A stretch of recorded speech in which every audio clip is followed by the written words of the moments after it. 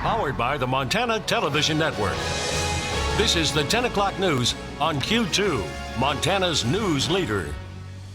Good evening, everyone. Thanks for joining us on your Tuesday. I'm Jeanelle Slade. And I'm Russ Riesinger. A lockdown at senior high school creates tense moments for students and staff on the inside and parents, family, and friends on the outside. Billings police swarmed the school grounds, hallways, and parking lot today just after noon, searching for two suspects reportedly carrying guns. Well, that situation, spanning 2 hours, finally ended when police detained two teenagers with what turned out to be airsoft pistols. Q2's Zoe Zandora was on scene moments after police responded to that initial call and has the full story. Hundreds of students at Billings Senior High School locked down inside their classrooms, parents anxiously waiting as the unknown haunted them. At about 12:15 Tuesday afternoon, a school resource officer assigned to Senior High School received information that two possibly armed subjects were heading into the school or were already on campus. I was seen by a teacher. And then when they were called on that, they ultimately left and headed towards senior high. So the assumption is that they came into the school. So with that information, senior high staff ordered the lockdown. So you have that in process right now for students. Everybody's secure.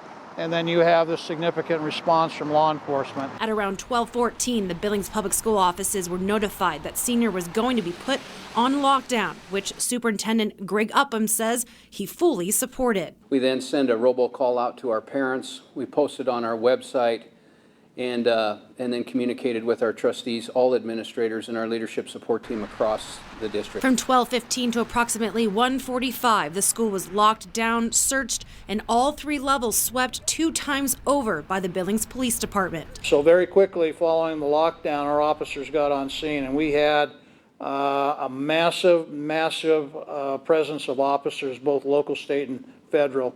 I'm estimating at least 30. The school district updating families that police were continuing the search and that everyone was safe inside. Didn't stop any communication from students via cell to their parents or anything like that. We found that that's a problem if we even attempt to do that, nor would we want to do that. Ultimately, Billings police located the two people they believed were the suspects off-site in a vehicle on the south side of Billings. Once officers had completed the sweep and secured, turned back over to school authorities, and they followed up with their administrative practices. As we were nearing clearing the building, we went through a release protocol with the building administration and then called in school counseling at the same time to share with our students as we released the process that we were going to go through, and then if there was any extra needed support for our students or staff. Both Police Chief Rich St. John and Billings Public School Superintendent Greg Upham agree. Fortunately, this was not an active shooter situation. I really appreciate the support of the Billings Senior Administration, the Billings Senior staff, and the Billings Senior students. They did a phenomenal job. And parents, it's very difficult you're on the outside of a lockdown because the anxiety starts. The absolute number one thing is nobody got hurt. That's the most important thing, regardless of the complexity or the intensity of the situation. In Billings, Zoe Zandora, MTN News. All right, thanks so much, Zoe. Now, School District 2 has set up a strict weapons and gun policy within its student handbook. Now, it first says any student who brings a firearm onto school property will be expelled for at least a year, and that's part of a law passed by Congress. It states no student shall possess a firearm on school, on the way to and from school, or during intermission or recess. Now, the full handbook goes on to explain what a firearm is, and you can access that on our website at ktvq.com. Now, you might be wondering at home why such a stir about an airsoft pistol. Isn't that just a toy? Well, they may not be real weapons, but to the naked eye, sometimes it's difficult to tell the difference. Q2's Mitch Laggy is standing by now to explain. Mitch. Russ and Jeanelle, if you're not familiar with the subtle differences, an airsoft gun and a gun that fires real bullets can look remarkably similar. I spoke with Black Butte Range Operations Manager Andrew Stapleton for some explanation. He told me airsoft guns are usually made of plastic and sometimes metal. Airsoft guns fire small plastic BBs that travel at a non-lethal speed, and they're propelled from the gun in one of 3 ways, with spring assistance, battery power, or CO2. He told me that reputable gun manufacturers often make an airsoft version of their guns that are modeled from the real thing, and they can be weighted as well, so that when you pick them up, they have the same hand feel as a regular gun. They can't take guns into a school building anyways. It's just not smart to do that. Even if it's a piece of paper or a piece of wood that looks like a gun, don't take it to a school. It's just not a good place to be. And Stapleton told me that airsoft rifles usually have an orange tip to avoid confusion with regular firearms. However, he's seen the orange tip more so on airsoft rifles rather than pistols. Russ and Jeanelle. All right, thank you, Mitch. Well, the Montana Supreme Court says no to a controversial gun ordinance in Missoula. The Montana Supreme Court says the city of Missoula does not have the authority to enact background checks on guns sold in city limits. That ordinance passed in 2016 required background checks on private gun sales in city limits. 3 years ago, the city of Missoula wanted to stop the transfer of guns to people barred from owning firearms. But the Montana Supreme Court says that ordinance went too far beyond keeping guns away from convicted felons, minors, and the mentally ill. The judgment orders the case be sent back to Missoula County District Court. All right, turning to weather now, Bob. We saw some storms blow through this evening, and there's a chance some of our viewers could be waking up to snow in the morning. Especially in the higher elevations, that'll be the case. But let me show you on the Doppler radar what was happening this evening. You can see the cold front has basically pushed on through, but we had some periods of heavy rain, and in some cases, like over Miles City, we even had some hail. We had a lot of hail. So how come? It was kind of cold for hail, don't you think? Well, we had a lot of lift because we had a low pressure cell over Miles City, and that created the lift we needed to create the hail showers. But not only hail, but we had a lot of wind today. Take a look at some of the peak wind gusts when the cold front went through. Over Big Timber, 70-mile-per-hour winds here in Billings, 67 miles per hour. Near Warden, 64. Lockwood, 63-mile-per-hour winds. Cooney Reservoir, 61-mile-per-hour winds. In Broadview, up in the northwest corner of Yellowstone County, 58-mile-per-hour wind gusts there tonight. We'll have more in your forecast in a few more minutes coming up. All right. Thanks so much, Bob. Well, tomorrow night in Bridger, the public is invited to an informational meeting to talk about the Pryor Mountain Wind Project. Q2's Jay Cohn is here tonight with an update on this big wind farm that's about to bring a big windfall to Carbon County. This is just all towers. Simply put, it's the biggest economic development project ever in Carbon County. We don't know anything any bigger than $406 million. That's a pretty sizable commitment. It's here along the Railbed Road southeast of Bridger that the new Pryor Mountain Wind Project will soon dominate the landscape.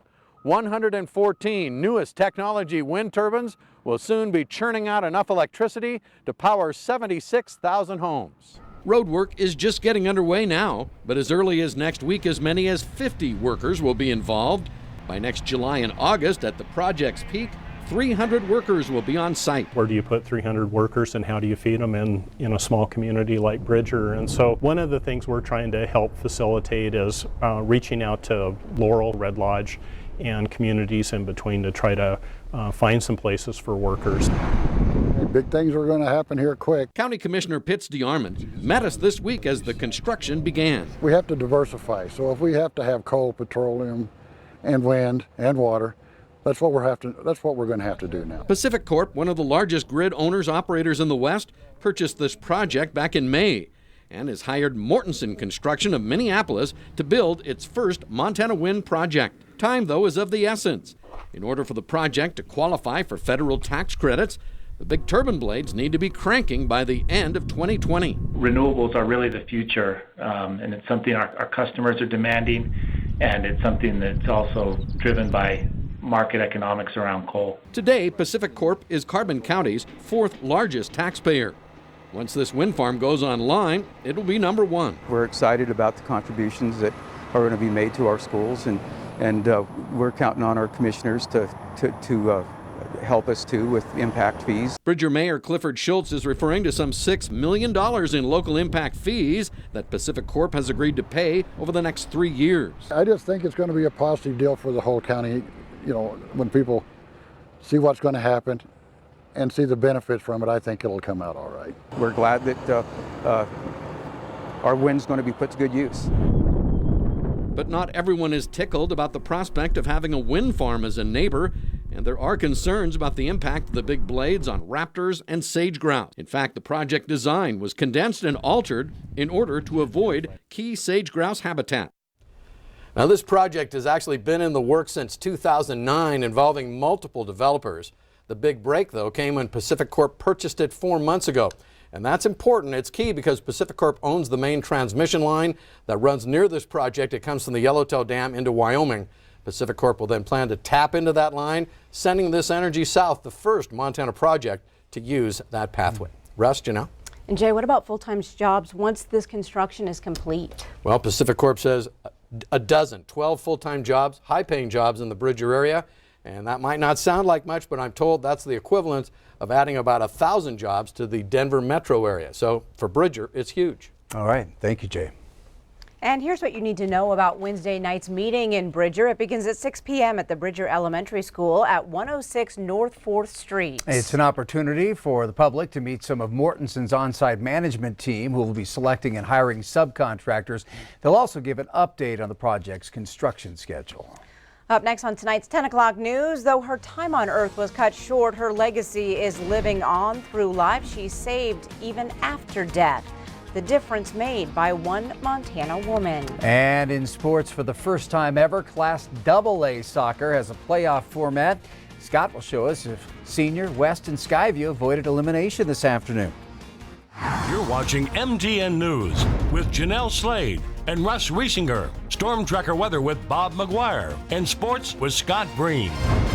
This is the 10 o'clock news on Q2, Montana's news leader.